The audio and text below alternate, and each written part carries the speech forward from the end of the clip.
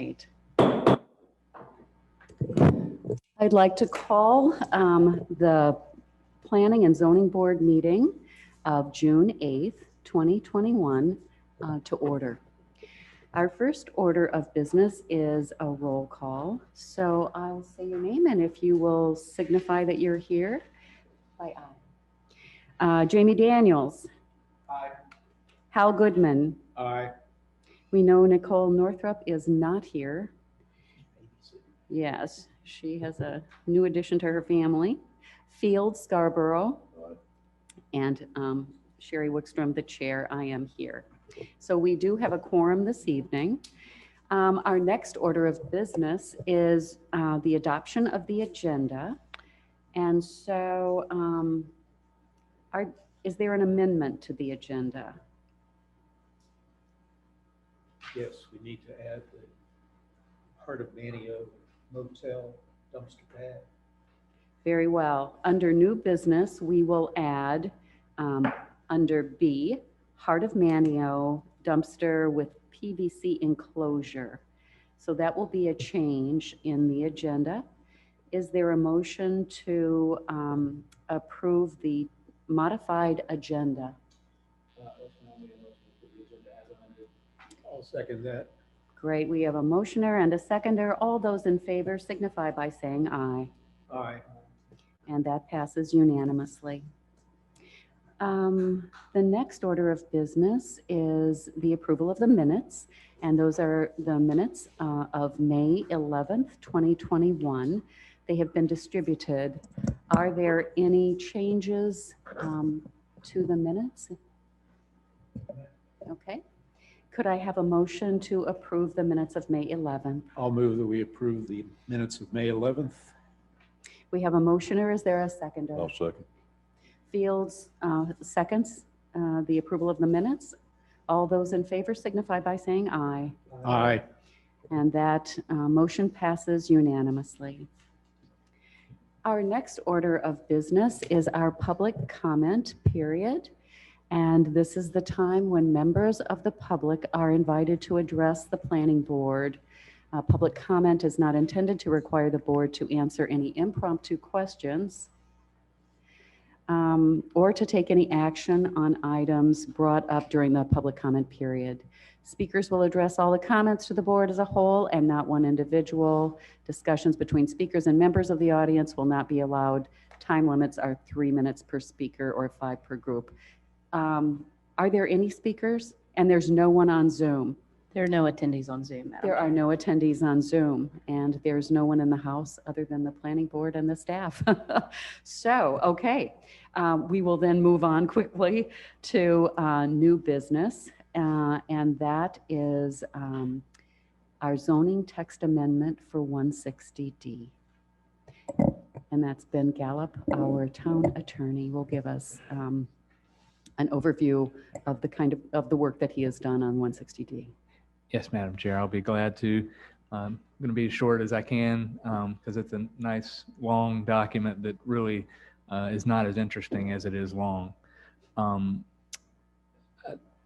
explained some of this for some of you may have heard this before when I talked to the Board of Commissioners last week, but the general statutes historically have had a separation between county in Chapter 153A and municipal law in Chapter 160A. And over time, there have been slight but often confusing and complicated differences between the planning, development, and subdivision related provisions in both of those different chapters. So a few years ago, a number of folks got together and formed an impromptu committee of some sort and started to develop a chapter that melded just took all the planning and development information out of 160A and out of 153A and put them in another chapter, which is now entitled or numbered 160D.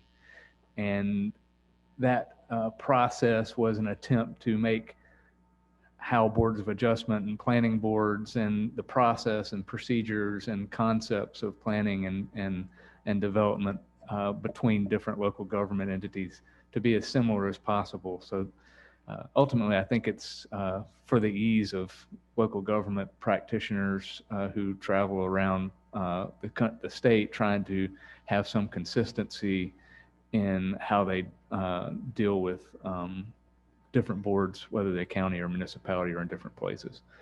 So that process went through. It finally passed a couple years ago. It got delayed passage in terms of when it was effective, and then it got accelerated when it was effective. But essentially, the town needs to try and be up to date as much as possible with the changes between 160D and 160A by July 1st of this year. Now, there's no real definitive requirement that you have to be up to date. It's actually a delay. Normally, if a statute changes that changes your enabling authority, that statute preempts whatever your ordinance says if your ordinance is different anyway. So the language of the 160D requirements that you have to, be compliant by July 1st essentially means that as of July 1st, if you're not, to the extent you're not compliant, you have to follow what the statute says rather than what your ordinance says. So it's not a set in stone thing that you have to be completely in compliance, but the farther you are, the better things are. So I went through and used a checklist prepared by the School of Government to go through the town's ordinances and to go through 160D and the changes between 160D and 160A. So not just the things that were moved, but there are some provisions that actually changed. The law changed somewhat in the procedure and development, and everything in here is primarily related to that. So what I'm getting at is, if the town's ordinances weren't necessarily in compliance with 160A prior to this, that portion of 160D they might not be in compliance with either. I wasn't targeting total compliance from one end to the other, 160 with the whole history of the town's ordinances and trying to get everything in line, because a number of those things will require substantive changes that people may want to think about how they occur and what the answers are. And those things typically take longer and are more than a one-person process. But my concept was to look at what the changes were between 160A and 160D and try and deal with those. Most of those are procedural. And that's what I've done here, is tried to make those changes, and that will overlap some. There are definitely some areas where the town code, not unlike many town codes, it's hard to keep up with the statutes. They change relatively often, and almost everybody's behind to some degree. But some of the stuff where the town may have been behind, even in 160A, these changes will also help with that. Great. So what comes next? A public hearing is required, and the Board of Commissioners will have that public hearing at their June 16th, their mid-month meeting. And now that we are post, that will be the first meeting, I believe, that it will not be held on Zoom. So that 24-hour rule doesn't apply. So they will be able to take a vote at that meeting. And so for the remaining zoning code that we need to look at, that how will we do that then? How do we approach that? And I would imagine, I think that process will be informed by our comprehensive plan work that will begin in the new fiscal year. okay, so So we'll do the comprehensive plan, and then beyond that, work on a zoning ordinance that plan will inform. do those kind of simultaneously? We probably will want to do the surveys and such for the comprehensive plan before so we have town folks' input. Sure, very important to do that. So is there a timeline on that? The comprehensive plan needs to be adopted by July of next 2022. Yeah. Yes, and it's funded in the new fiscal year. That is a wonderful, wonderful thing to hear. Yes. Yes. And I think that one of the benefits of having Town Attorney Gallup go through and do this 160D stuff is now he is real familiar with all of those things. I know that he's probably got some ideas to offer when we get there as well. That will be very helpful. Yeah, and we've already discussed, between me and James and Melissa, we've already discussed some things that I've run into even prior to the 160D thing. There's, new eyes on things. The deeper you look into them, you always bump into something interesting. And I've seen a few things and talked to them about them. But like I said, it's trying to keep up completely with what the General Assembly is allowing you to do or not allowing you to do is not as easy as it sounds. Very true. Yeah, because there's all the daily work that has to be done as well. Mhm. So, all right. Thank you. That's And I guess the one thing when you say the next step too, I guess tonight's whether or not you would recommend Right. to the Board of Commissioners approval or non-approval or any modifications or et cetera. and we'll need a motion for that. Yes, ma'am. Okay. Are there any questions for Attorney Gallup? No, I'd just like to thank him for making our life easier by going through and underlining and highlighting everything that changed. Yes, I couldn't agree more. And in such a wonderful format with very clear language, which I think will help inform us as we go forward in looking at the remainder of the zoning code. So is there a motion? I'll move that we recommend to the Board of Commissioners to approve 160D as amended or as submitted. Submitted. Is there a second? I'll second it. Okay, so we've got a motioner and a seconder. All those in favor signify by saying aye. Aye. And that is unanimous. So there is a recommendation from the Planning Board to the Board of Commissioners to accept the 160D. What do you call this document? It's an ordinance amendment. Ordinance amendment. And we would also need, you may have done this for other things recently, a consistency statement and reasonableness statement. And I can probably put something together for you. Have an open that we can just mark up. Yeah. Basically, someone would need to make a motion that approval of this is consistent with the town's comprehensive plan and that it's reasonable for the reasons that primarily that the General Assembly is requiring us to required. update the ordinance. You want to take a stab? What he said? Yeah. I'll move that we prepare a consistency statement that the current zoning text amendment 160D is consistent with the Town of Manio zoning ordinance And comprehensive plan. and comprehensive plan. And that it's reasonable for various reasons, but primarily because the General Assembly is requiring us to update the town code. I think just so moved probably covers it. So moved. Okay. So we've got a motion on the floor, a consistency statement that this is compliant with our comprehensive plan. Is there a second?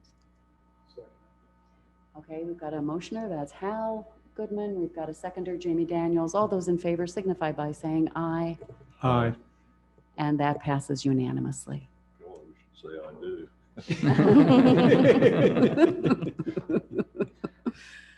Thank you so much. Yes, Really ma'am. appreciate that. Thank you all. All right. And so under new business B, we have the Heart of Manio and a request for a dumpster siting and an enclosure. So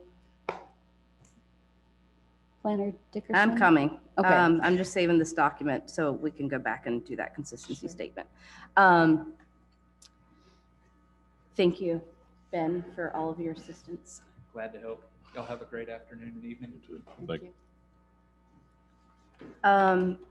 Let me share my screen. Let's see.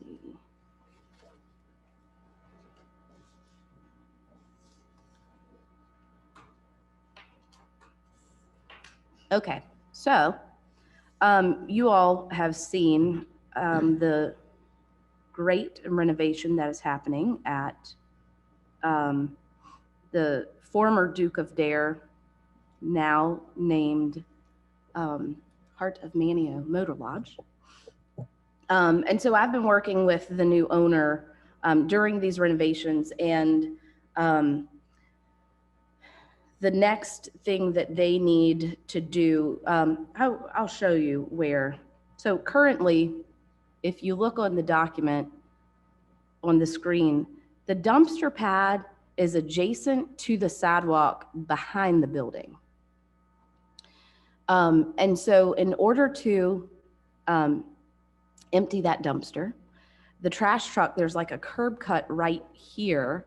The trash truck jumps the sidewalk, drives down the sidewalk to access the dumpster pad and empty it. So you all will recall that while the hotel has been closed, there has been a dumpster in the middle of the parking lot that has just sat there for years. So Frankie and I have worked with the new owner to site the dumpster so that it's safer for their employees, it's accessible to their guests, to put it in this location, which is just behind the remaining pool shed. It's like a pool service shed. Equipment shed. Yes. And so what they are proposing is an 8x6, 6-foot white PVC enclosure that will match the railings that have been installed on the front of the building. And of course, that would be to you all for approval. It is, I have measured with the wheel, and it is outside of the corridor. So, you know, it's definitely back more than 50 feet. So I don't see there any problems with approving this, and it's a much needed improvement for the site. Absolutely. That is a big improvement. Are there any questions for Planner Dickerson?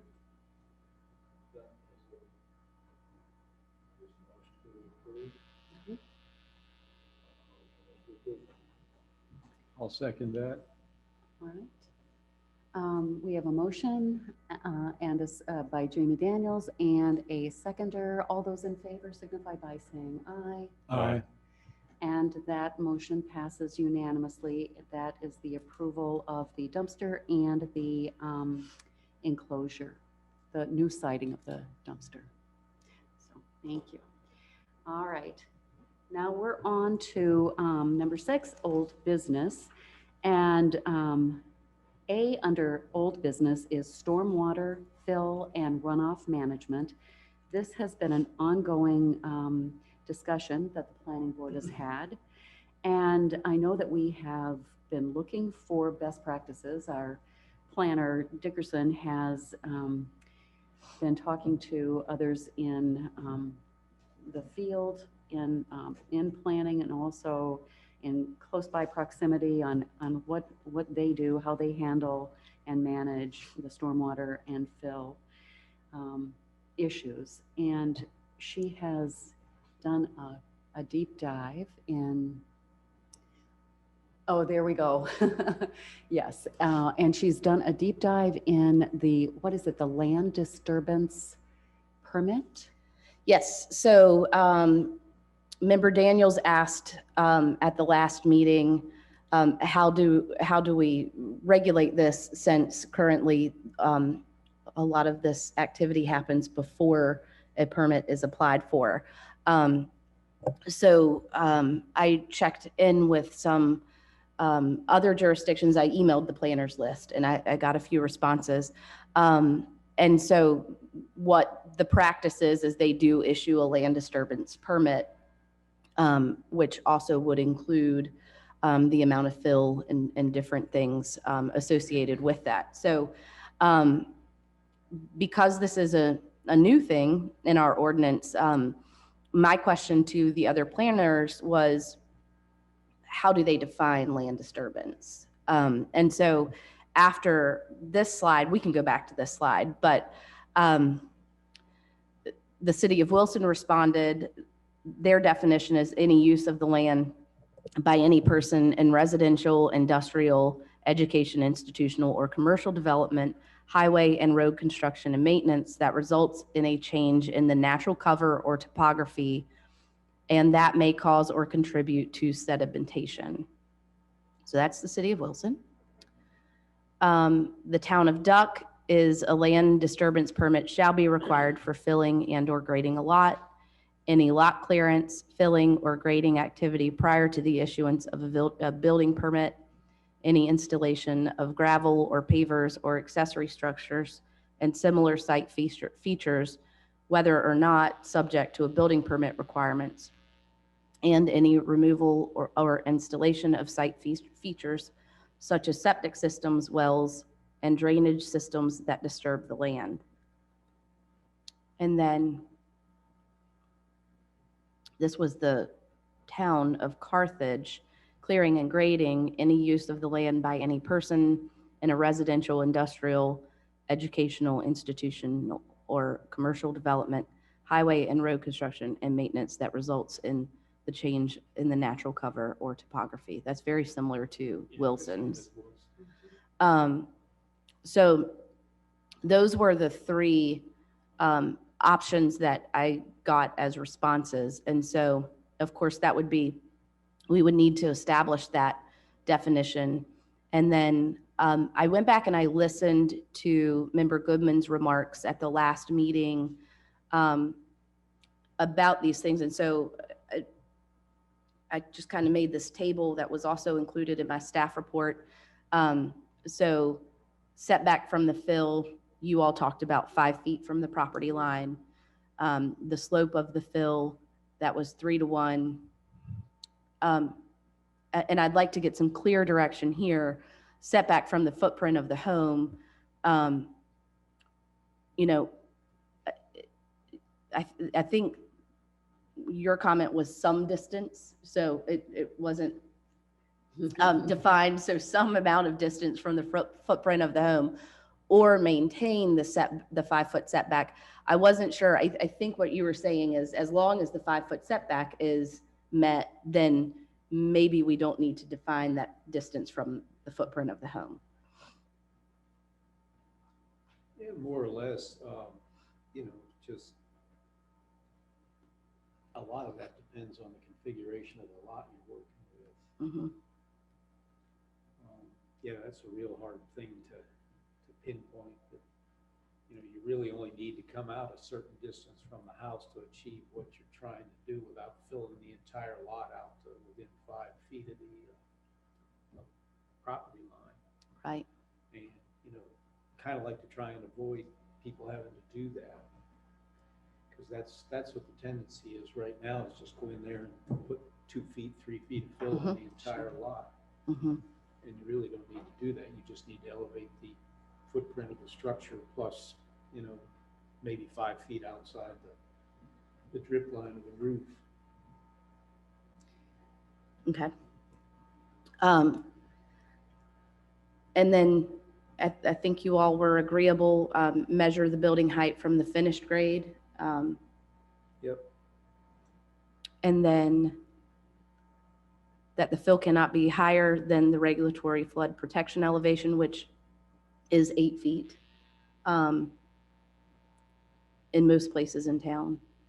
And then it cannot be higher than 6 inches above any adjacent road.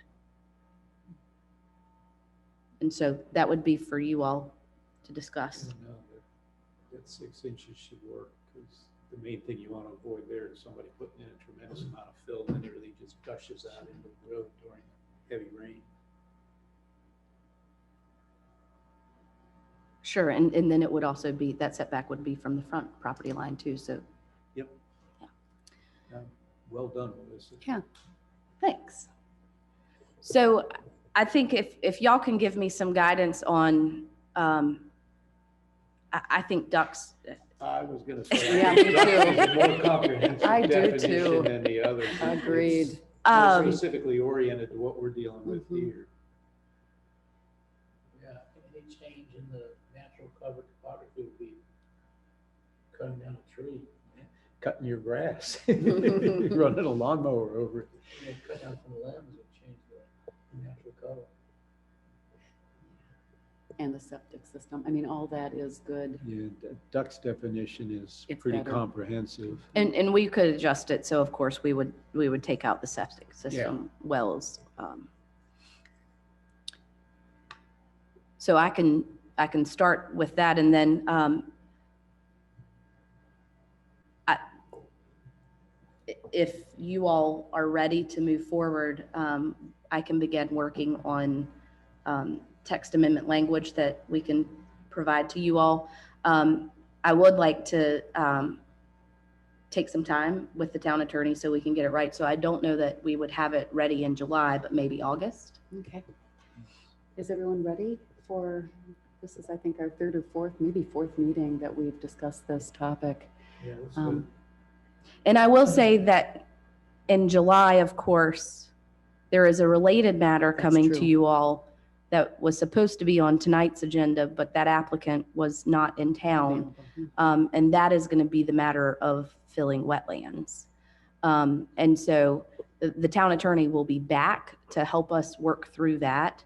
But that also might help inform, some other things that we might want to include perhaps at the August meeting in this topic. Yeah, so target August as a time. Yeah, I think that makes sense. Is everyone in agreement with that? Yeah. Okay. Okay. I don't think I need a motion or anything. We'll just, No. okay. And so, You got it pretty well roughed out there. Yeah. so. thank you.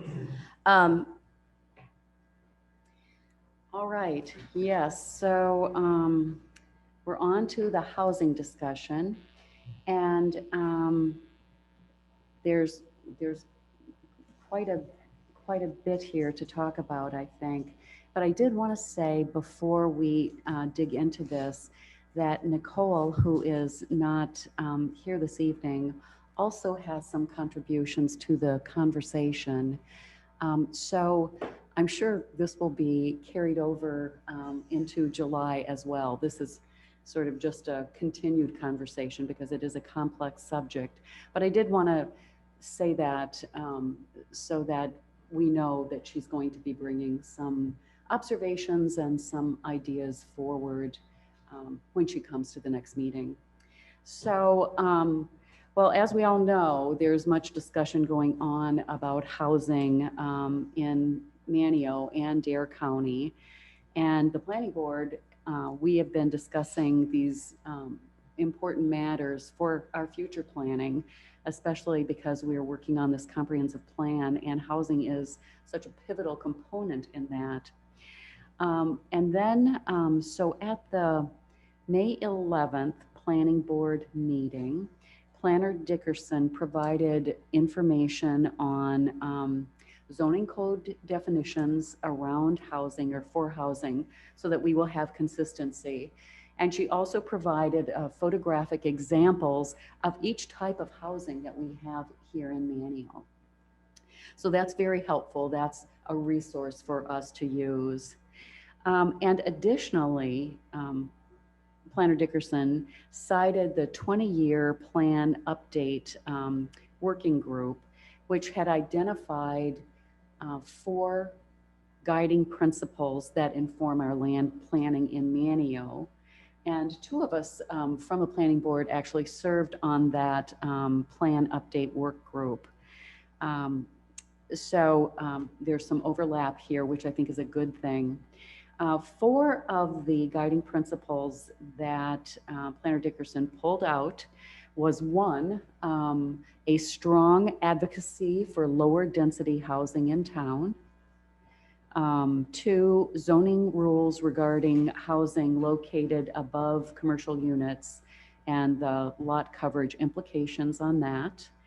The 3rd item that she brought up from the 20-year plan and actually other of our planning documents, our guiding documents. The 3rd one was the lack of land available for development in town. And the 4th was the impact of short-term rental on town housing stock. So I was thinking for our discussion this evening, I would like to use these guiding principles as a way to sort of organize our thinking and discussion about what we currently have in our ordinance, and then what changes might be in order regarding our land use in the future. Also, because we've got this, this has not gone through a public hearing yet, but it's an accurate portrayal of our zoning map. And so I thought what we might do is first take a look at the zoning map. Melissa and I sat down and identified the areas in the different, well, in B2 and B3, where there was some land availability, and, you know, what kind of information there was about the potential for developing that land. So I think this is a good exercise for us to do. So Planner Dickerson, can you take this over and Sure. Maybe start with what is most recent, has been most recent on our plate, and that is the 4 acres in B3 entrance. And so that property is here where the little hand is. And of course, the properties adjacent to it have not been annexed. So those are in unincorporated Dare County. Let's see, my hand disappeared. And There that, it is. that hand that you just pointed out, that is the 4.1 acres or Mhm. 4, okay. There we go. And so this little parcel right here is where the barbecue place is. I don't know why that keeps disappearing.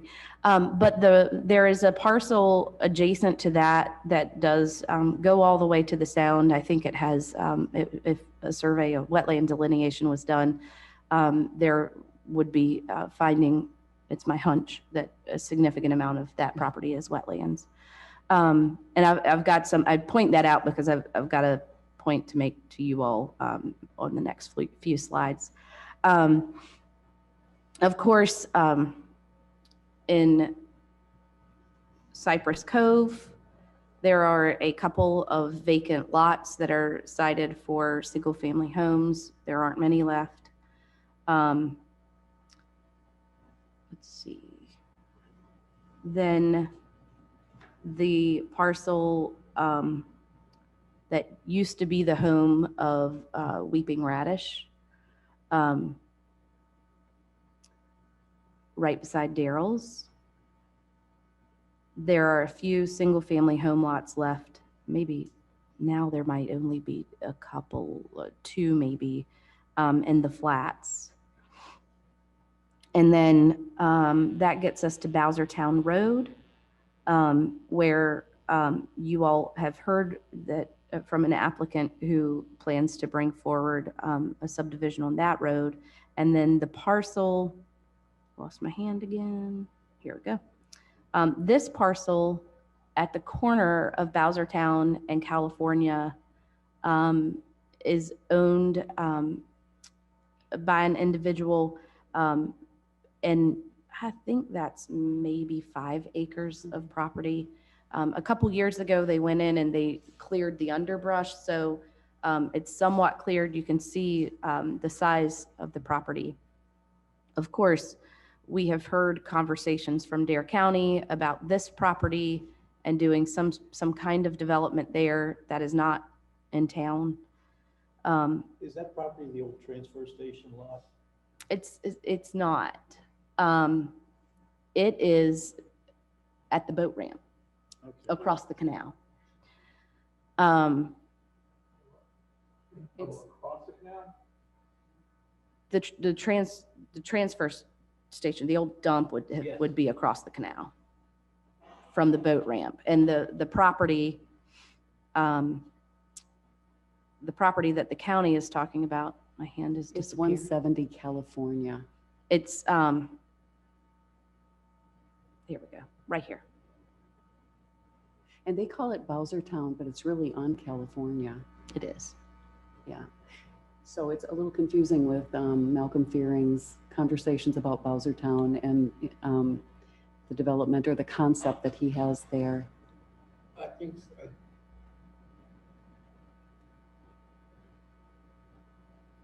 I want to say, I think it was the Bowsertown Lift Station. Oh, Station. okay. Yeah, So that's where what that they name call came it. from. Yeah. Okay. Got here from Bowsertown. Okay. All right. I gotcha. Because it's the road that gets you there. Roll down there all day long. Oh, Do you know where Clough Farm Road is? I don't. And so there is also the property that the town owns right here that was annexed and designated as general residential, that some project will be pursued there by the town, where we'll be conducting some due diligence in that matter in the new fiscal year as well. So might be 1 or 2 lots left in Cedar Bay. Of course, you all are familiar with Marsh's Light and the slated development that is left to happen there, including a 60-room motel that is included in the conditional use permit. So At the end of Compton. mhm. And then the area in Marsh's Light that is close to the marina, is that wetlands? Yes. It looks like it is. Yes. So what might be developable? No. So, Other than the platted lots in Marsh's Light, I think the only other thing is the parcel for the hotel. hotel on Compton. They have Not some developed. mixed-use buildings along the boardwalk, and then there are 4 buildings called quads that are, they are, so if you're going down Compton, just past the last home on the left, you will see a hedgerow. There are 2 hedgerows there, and those are the first 2 buildings of the quad buildings, and then there's supposed to be 2 across the street from those. Though their stormwater structures are under or inside those hedges. It's stormwater infrastructure, and those buildings will go on top of that.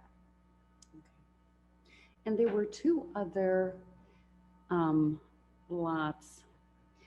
One has recently been sold over by, The out parcel at Cypress Cove, yes. Here, just beside TL's. oh, and I was actually talking about across the street where, Yes, beside Miss Betty Alice's. yes, Home. correct. Mhm. Yep, that. And how then the many Klimkowitz acres? property is beside it. And then that one next to it, yeah. And those 2 pieces are not developed. That's correct. And I can't remember what the acreage was. And it's okay if you don't know. I mean, it's okay if you can't find it quickly. I can check very quickly. But, I mean, But that's it. something will, yeah, that's it. And to be clear, the properties that have recently changed hands, I have not received any applications Okay. for yeah, development on those right, properties. Right, because there is always the question about redevelopment is what you're mentioning. So really in that B3 district, the 4 acres that we've been There's talking only about a and talking handful of about. parcels. that Yeah. are really big enough to do anything that would allow dense development. Right, and especially when you look at the, Melissa, could you show the 2 long skinny lots that go to the wetlands? I mean, or that are wetlands? Where? The dark red ones by across from CVS. There you go, that. the one in Yes. the lower So- left there. Yeah, Actually, you got a brown on there. it is, yeah, used to but it's so misleading because it's so much of it is taken up by wetlands Oh, that yeah. I don't even know what buildable acreage would be on those two. So even in, like I said, B3, there's just not much left. There's not much left anywhere. So I think that that's just good information for everyone to know when we're talking about, housing and what can we do. So I thought what we would do is then go and talk about, since we are looking at the map and the lack of land availability, and as we've mentioned, there are a couple of ideas being kicked around out there, but those aren't highly dense. For example, Malcolm Fearing's concept for Bowsertown, doesn't have a lot of density. It doesn't have a lot of units on that. He went out of his way to make that fit the current ordinance. He's not asking for any special exceptions or anything. That's very true, and he made that very clear. But the other information that has bubbled up for us is that there is that lot that we were talking about that the county is interested in, and they appear to be wanting to take steps forward from what the public record of their June 1st meeting. And so that would be 64 units. And then also, if they're talking about the Elizabethan Inn, and I'm not sure, do you have any more information other than what was published in the? I can tell you that some of that property of the Elizabethan Inn campus is located in unincorporated Dare County. Some of it is located in the town, inside town limits.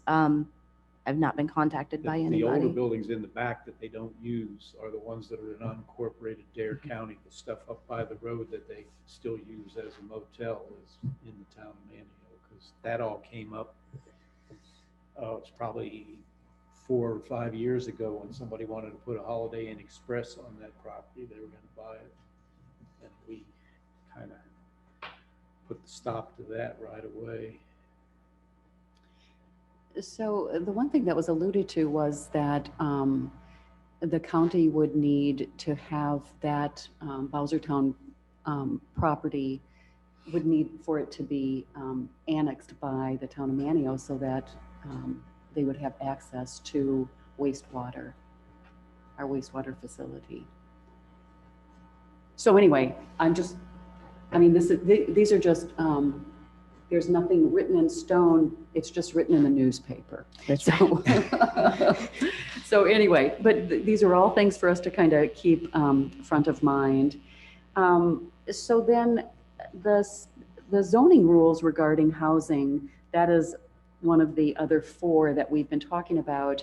And I'm going to turn that over to Melissa. So zoning rules regarding housing located above commercial units and that lot coverage implication. If you could talk a little bit about that and what that means to this conversation about housing. Sure. And I do want to clarify that, I had offered, just as a point of discussion, a policy point, that perhaps we look at how to permit, apartment buildings or different things, and that perhaps it be not just the mixed use residential above commercial. And I put together this chart that y'all can't see. So. But it looks like you worked really hard. Yeah, you get lots of credit for it. Here we go. So one of the things, I wanted to put this in a chart because it is clear when you look at it this way, how much the ordinance incentivizes that mixed use residential above commercial. And it is not my suggestion that I think we create something different and we keep this. Perhaps if it's the will of the town to continue to incentivize this. So mixed use residential above commercial is allowed 55% lot coverage, but it can be increased for every 1,000 foot square feet of first floor commercial with a minimum of 500 square feet of residential dwelling units on the second floor. So when you look at that and you compare it to multifamily that has 35% lot coverage, you can see that that is a real incentive for development in town. And so that's kind of why I got started putting this together, other than it's just useful. But I did this just ahead of the meeting. And so I'll walk y'all through this just so you can see. Of course, in the first 3 districts listed here, the only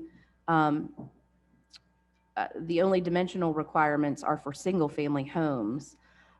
So in general residential, you can have 30% lot coverage with an 8% added, as long as provided that 8% is in a detached structure. And that is also another incentive that the ordinance offers, which I believe is, the detached structure can be accessory dwelling units, it can be garages, it can be all of those things. But in order to create a separation, I believe that's why that's there, but it's also an incentive. So of course, general residential with mobile and modular homes is the same. Historic residential allows 35% with a 5% increase. This is interesting, and I put this in quotation. So in Village Business, which is our downtown district, commercial use and mixed use residential above commercial, the maximum lot coverage offered is none. So it's always been interpreted that that means that you can have 100% lot coverage, but it doesn't really read that way. Interesting. Say it again. What does it mean? There you go. I was told that I saw that.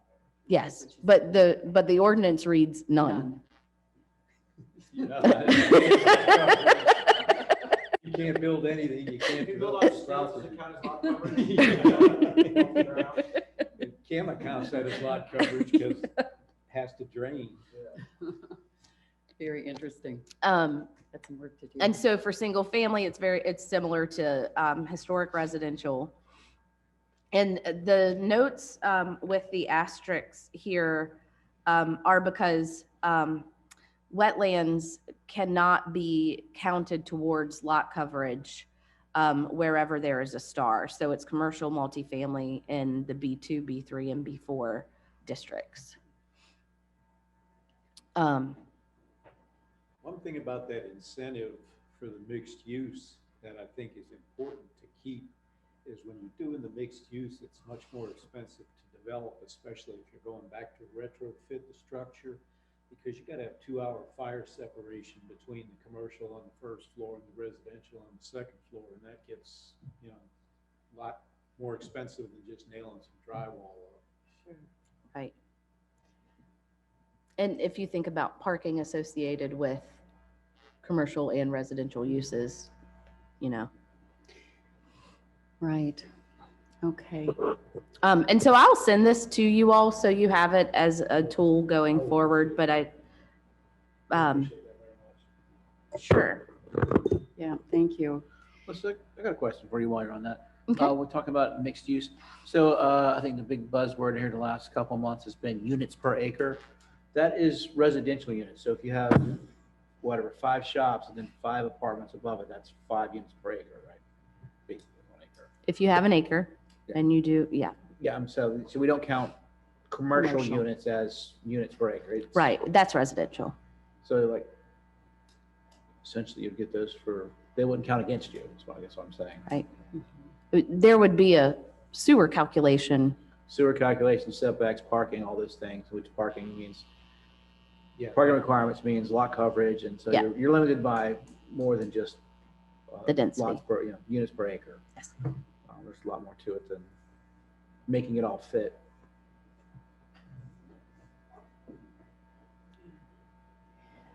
So, and then moving on to the guiding principle that is a strong advocacy. We'll go back and pull all these pieces together in a discussion. But moving on to the strong advocacy for lower density housing in town, that appears in a number of different places, particularly in the plan update. However, during the discussion of the May 19th Board of Commissioners meeting, there was clearly an interest by some of the commissioners and the mayor in looking at an increase in housing density. And what I heard, I went back and listened to it a few times, but what I heard was from 6 units per acre, which is currently in our ordinance for B2 and B3 entrance, to 12 units per acre, but not exceeding the 20,000 square foot parameter that we also have set. Now, not every commissioner was interested in that density change, but the question just came up, what if? What would it look like? My gut feeling is you're going to get a lot of pushback from people in town if you try and double the density. That's just my gut feeling, but just from previous discussions that have come up when people came in with something that dealt with increased density, the majority of the negative opinions that you get are, we don't want to do that. So I had called one of the commissioners to ask about a clarification because I wasn't quite sure. And what they said, well, we can already do 12 units per acre because we can do 6 housing units and then 1 accessory. And so that's already 12 units per acre. So the comment was, you know, maybe we should extend that to something, you know, other kinds of structures as well. So some of the questions that just popped up in my mind were, what would the ramifications be for this land use change? You just brought up one, you know, reaction, because of course it matters. Any kinds of change like that will have to have town comment and, you know, perspectives. Absolutely, a public hearing. Another question would be, why was this number landed on? Why 6 units per acre back in 2005 or 2006 when a lot of these documents were being created? Obviously this wasn't pulled out of somebody's hat.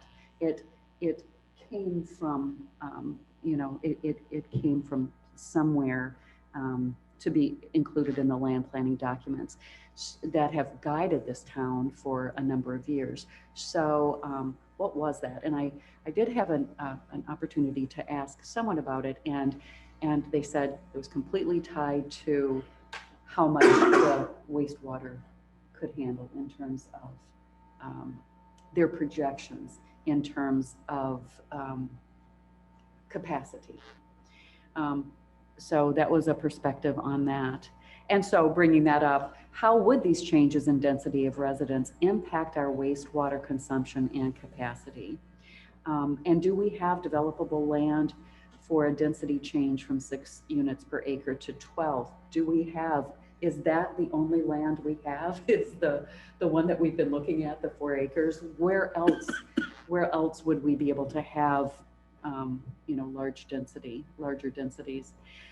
Impacts to wetlands, of course, many people have brought up impacts on traffic, and then just a question that I keep thinking about: if density is so tied, obviously, is so tied to our wastewater and our abilities of what we can do there, can we gain? Can we have an expert engineer come in and help inform us about, are we in trouble here? How much can we have? Can we annex? He's sitting beside you. That might be a conflict of roles. I think we'll keep him on the planning there's- board. There's, you know, stipulations of how many gallons per day of wastewater you have to allow for each type of development within the town. And there's a fixed number of how many gallons per day the wastewater treatment plant can process. So it's not something magic that somebody's really got to look into. It's easy to calculate that pretty quickly. So, Melissa. And Madam Chair, I'll add, let me share my screen. I did put this on here, and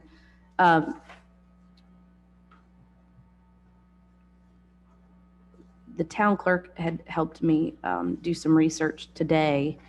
And so there was a wastewater study conducted that staff presented at the Board of Commissioners meeting on October 4th, 2006. And I printed copies of those minutes for you. And at the last 3 pages are what we've been able to figure out was presented at that meeting. So Very helpful, very, very helpful. And that page particularly, the Manio's water waste plant averages, and of course, averages from 2006, would they change? And then of course, having the peak averages when there's so many visitors in town. So thank you. This is so Sure. helpful in terms of informing the conversation. And the town manager has been working on a scope of work to do something like that again. I would imagine, we think that that's the product that the engineer provided because it's with the minutes. But, you know, that's something that he continues to work on too. So, Yeah, I noticed something in here, just glancing at it right away, where it said that after discussion of what was included and what was not, it was noted this report does not include the figures to Pirates Cove, and there are 52 more units left to be built, which comes out to around 18,720 unit gallons per day, I guess, which need to be added to this based on 3 bedrooms. Well, most of the stuff being built in Pirates It's not Cove 3 is bedrooms. 5 and 6 bedrooms. Oh, So- wow. So we do need So- a study. We do need a study. So that this report. is already, not valid Yeah. anymore. Yeah. well, and it was conducted in 2006. Yeah, when things were different. Even then, the stuff being built was more than 3 bedrooms Right. mostly. But I think to the point is this group is data-driven and we're fact producers so that we can hand over information like the staff so ably does to the Board of Commissioners. And since they're asking these questions, I think it's really good for us to have, facts to hand back to them to say, well, we looked at this and this is what concerns us. So, so anyway, I guess just quickly, the fourth and last guiding principle here was the impact of short-term rental on town housing stock. And I don't know, Planner Dickerson, do you have anything to add to that? I mean, that's just such a self-evident It is what it is. problem that certainly impacts our ability to provide long-term housing for people. So going back to this question about, the Board of Commissioners is interested in us having this conversation. I think we should think about what if. I think what we've got to do, one of the main things we got to look into is if you start doubling that density on the remaining developable properties, what's that going to do to the sewage capacity? Because that's really what drives development in this town, is what you can handle with the sewage treatment plant. I absolutely agree. I think as soon as we can do that, I think that would be a good thing. Because because it will, it totally informs it. So when I asked a former mayor about why 6, the answer was it's what wastewater was able, wastewater plant was able to handle. So between having very little land left to develop and having this big question of you know, what impacts will there be? Impacts to traffic and, I mean, if we're going to, you know, increase density, that might be another study we'd have to do. Although I do think we have a traffic study that I haven't, I'm not that familiar with, so I'd really like to pull that. I know you've got it. Melissa, you probably even given it to me. We actually pulled it up earlier today. And I do not have all the information, but I know that transportation was studied. There was a draft report produced. I've read in the minutes, it's been some time since I've done the research, but the town adopted it, but the county did not. There was some controversy to it. I see. Okay. Well, and it was done how many years ago? It was the same time, 2006. So clearly another study would be prudent, it seems to me. But another study of what? So I think that there are some unanswered questions here too. What is the county truly going to do? Are they going to ask for annexation?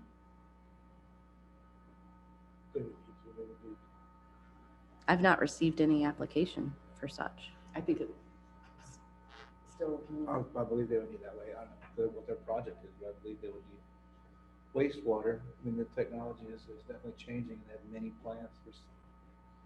Anything's possible, but certainly easier just to get right across the street from the wastewater plant at the time. The one that's already there has to go and build your own mini plant, but there's several mini plants on that Outer Banks.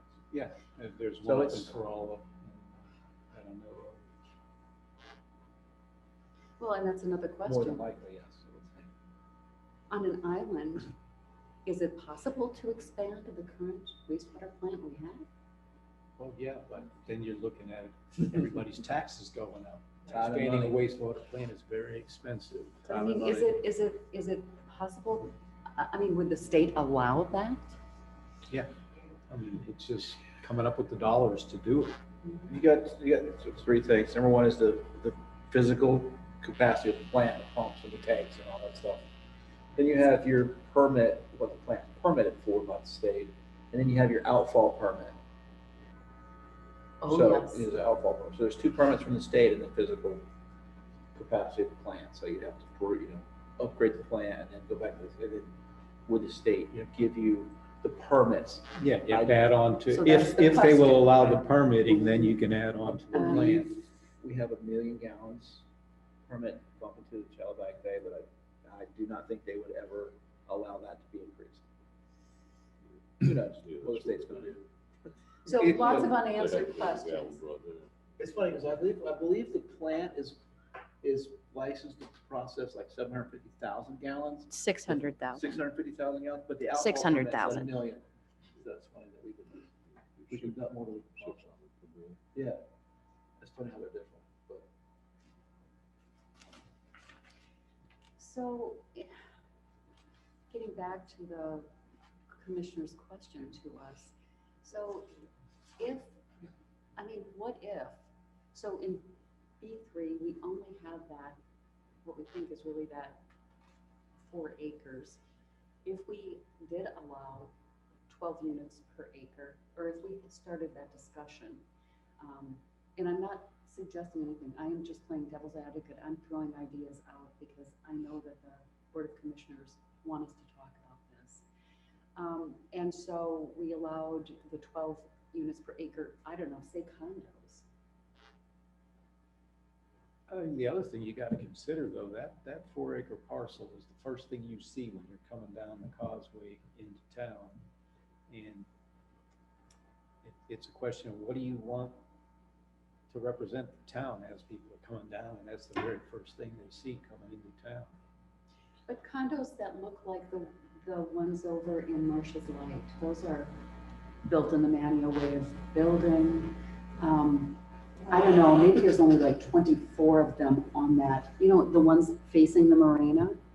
So if you double that, I mean, what might, I'm just throwing out Well, listen, ideas. are the condos, like in Marsh's Lot, are they built at 6 units per acre? I don't How does that work out? know. Because Pirates I, Cove. well, Pirates Cove was a planned unit development, so, and that happened previous to this ordinance. And I'm gonna have to argue with the logic behind it. if you have a dwelling unit and an accessory dwelling unit, that's 2 units per acre. It's the same but different, because you have a main building, and then the accessory dwelling unit is tied to that. It's one piece of property, so you have a setback that they all have to be inside of. Then you can have that multiple times, but it's not the same thing as 12 units per acre because of setbacks and lot coverage. They all still have to fit in even with the affordable housing unit, you could cut the lot size from 7,500 square feet to 6,000 square feet, but they all still would have to fit inside of that setback, that one Yes. piece, main house, affordable, accessory dwelling unit, and then repeat over as many times as you want, but it's not the same thing as 12 units per acre. Right. Or It's not as dense. yeah, because you have the Less density. setbacks you have to meet, and the lot coverage thing you have to meet.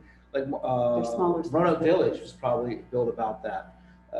It's not in the affordable housing, so their lot sizes are about 7,500. They're pretty tight. That's why a lot of times they have those little strips for the driveways instead of like a solid driveway. And then they filled them in. Now they're having flooding problems because of the lot coverage. Yeah. So you could put, every one of those could have an accessory dwelling unit that could meet the lot coverage, which they can't. They couldn't. So if, just going back to this, and we've not talked about whether it's ownership or rental, we're not talking about that, we're just talking about buildings. So, what if you did,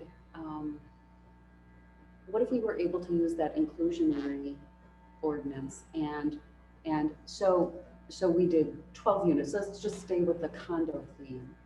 And so you did 24 market rate condos and 24, so you could sell those at top price, and then 24 affordable condos intermixed in that 4 acres. Then you're gonna have 48 cars. I was gonna say, then you need a big parking lot for all the cars. That's where you get painted into a corner, kind of trying to work something like that out, because you end up using up a lot of the land just to be able to service the facility that you're putting up. Because you also would probably need to have a stormwater retention pond to drain the parking lot into, so you're not dumping all that water right into Shallow Bag Bay. Well, do you see any other possibilities? I just want the Board of Commissioners to know that we're really taking their request for discussion to heart. What was the lot coverage on that Saga project? Well, they wanted They wanted to 65%. bump it up to 65. 70-something No, it was percent, 65, didn't they? wasn't it? I think it was 65. That was Or all? And there was, I that was can- green space? But I want to offer something to you all because I just did a little calculation. So if you have 7,500 square foot lots and you divide that into an acre, you get 5.8, which is close to our 6. So if you're That was the other thing I was thinking, yeah. if you're thinking about increasing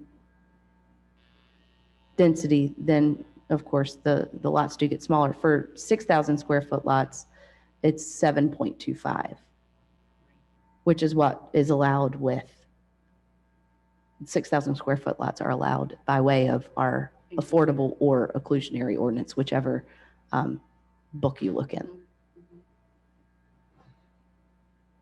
Can you pull the zoning map up again? Sure.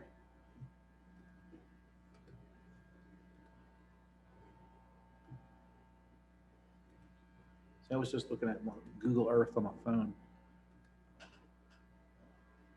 And Art, can you zoom in on like Arvilla Lane?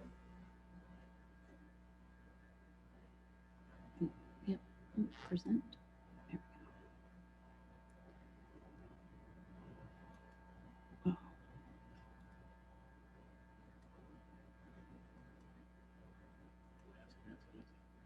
So,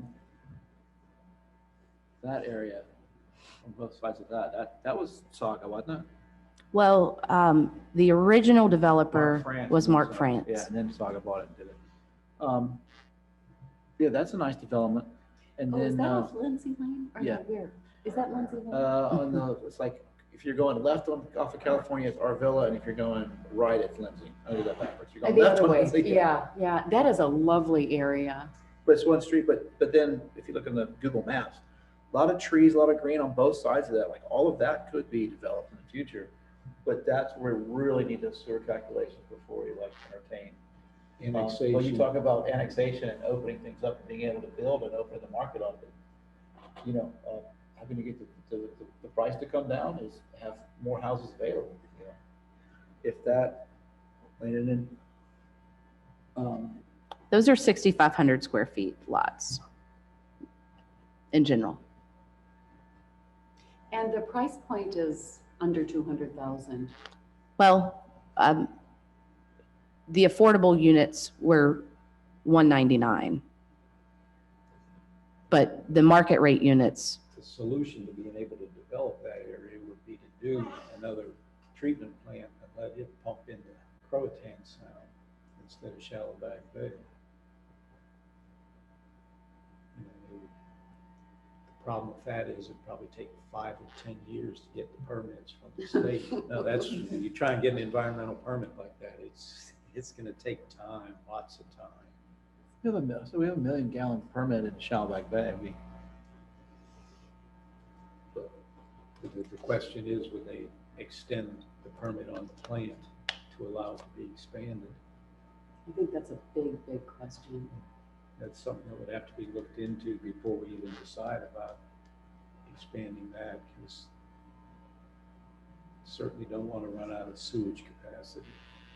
So basically, given what we just looked at, and then a couple of questions, we've got Malcolm Fearing's, I mean, nothing's been decided, but if that concept were to go through, that would be 12 units, right?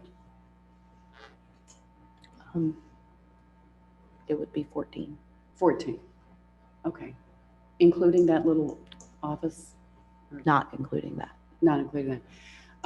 Okay, so 14 there, and then how many do you think for the town of Manio? Our little 4? Oh, and I have no idea how to answer that because I don't know It's what such a kind of small lot. concept if that's the way it develops, you know, Oh, yeah. it may be 4-ish lots. And then if we're still at 6 units per acre on the lot that we've been talking about, so that'd be 24. And you know, honestly, we don't know about the other undevelopable land, if people want to put in housing or not. You know, they might have other uses. There's a whole list of uses that people can land on, even for those areas of undeveloped land that we've been talking about.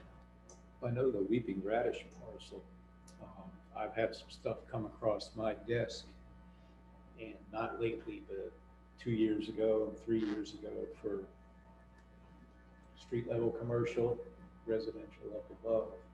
But I guess it didn't go anywhere because nobody ever came back. They sent the preliminary plans to get some budget numbers. But it was, you know, a strip of residential on the bottom with apartments up above. Residential or commercial? Or excuse me, commercial on the bottom with apartments up above. I think that piece of property is just a little bit too small to make the numbers work. That's why. Yeah. Because I know Well, it's got a lot of people, like I wetlands say, in the people have back. looked at it, Yep. and it's like if it was a little bit bigger, it wouldn't cost that much more to build, but you would get that much more return. Obviously, there's issues because every time something's come up, it just never went anywhere. But it's beautiful, you know? It's beautiful up there. Get some long pilings. And then when they built Weeping Radish, they sunk right out of sight.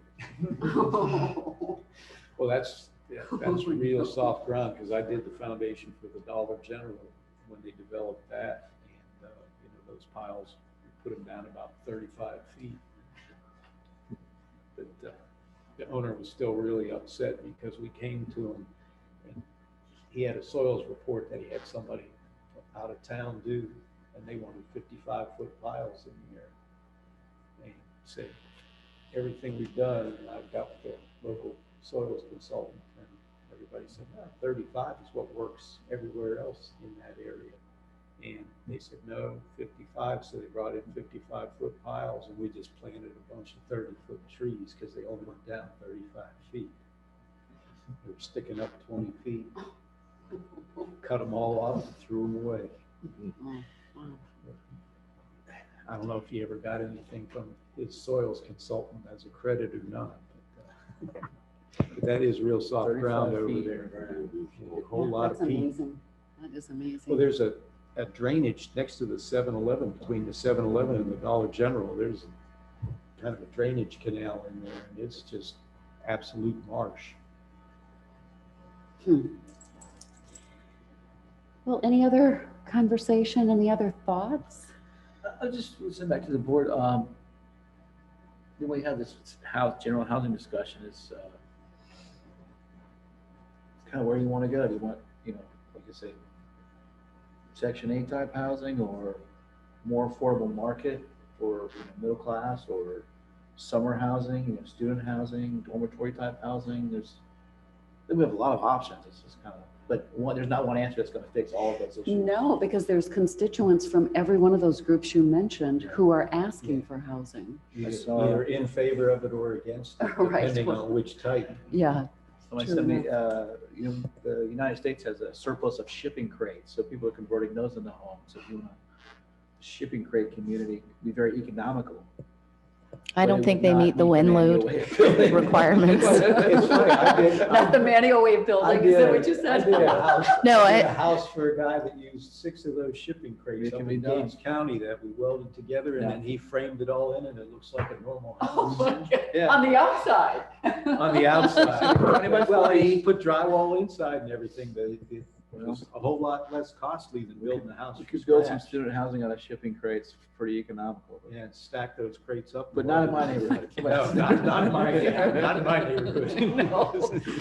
Well, anyway, it sounds to me like, just from our discussion, is that there's still a lot of unanswered questions. Does Yeah. it sound like that to everybody else? Oh, yeah, we A lot will of- definitely need to round up more information on the capacity of the sewage plant, and also look at, And the whole west side of California California Road could be developed. Well, like I say, we need those sewer numbers. Right. yeah. That's pivotal. That, and I think it would be very helpful in answering these questions if we could learn more about what the county truly has in mind. I mean, it's one thing to read it in the newspaper, and they truly do have a PowerPoint that is on their website that shows the development and all of that. But it's a little ephemeral at this point to, try to make decisions around, or recommendations even around. So, Something that may or may not happen. right, something that may or may not happen, or may not be requested that we annex them in, because maybe they have got another idea for wastewater. So I would say the next step, it seems to me, is to find out some more about the wastewater capacity and what we can do with that. Is there any way we can find out more about that over the next month or so, or is that too short of a timeline? I don't believe that it can be accomplished in a month. But I mentioned earlier, I know that the town manager is working on a scope to conduct that kind of study. And so there's some work to be done on it. And I know that he is not quite ready to offer that to the Board of Commissioners because of the work that Okay. needs to be I done. really don't think we can do anything definitive until we know what those numbers are. I absolutely agree. I think we're all in agreement on that. I think it would maybe make sense for you all to make that recommendation if that's where you all are on this, is that That Our next step the is, commissioners go ahead and authorize change to get that accomplished. I see you shaking your head. It's not necessary. Okay. Oh, okay. Okay. So the other thing I just wanted to mention was just from that meeting the other night that I heard, I felt like there was a sense of urgency. But so I just want us to be, I want everyone to know we're trying to think about this. We're trying to figure things out. We're looking at, you know, all of, you know, our 5 guiding land use comprehensive documents. But it doesn't happen on a dime. We can't make changes about density, and we just can't make them on a dime. We have to have more information. This is a data-driven board. So, but we're starting the conversation. So I would say, I don't know that we need a motion for anything. Just, we will continue this dialogue at the July meeting. And as I mentioned, I think that, or I know that Nicole has some ideas about derelict buildings and what we might do with buildings that may not be occupied. And some other things that I don't want to go in. I'm not sure exactly what she has in mind, but I know she wants to have a discussion with us. So are we talked out for the moment about this, do you think? I think, you know, we can, if you want to get back to the Board of Commissioners, just explain to them that we're looking into it, but we got to get some numbers to work with before we can, you know, make some pie in the sky decision about, hey, we can increase the Sure. density and find out it's not really doable. Right, a number that you kind of pluck from the air. And I do believe Planner Dickerson was requested to do a, were you not requested to do a presentation to the Board of Commissioners?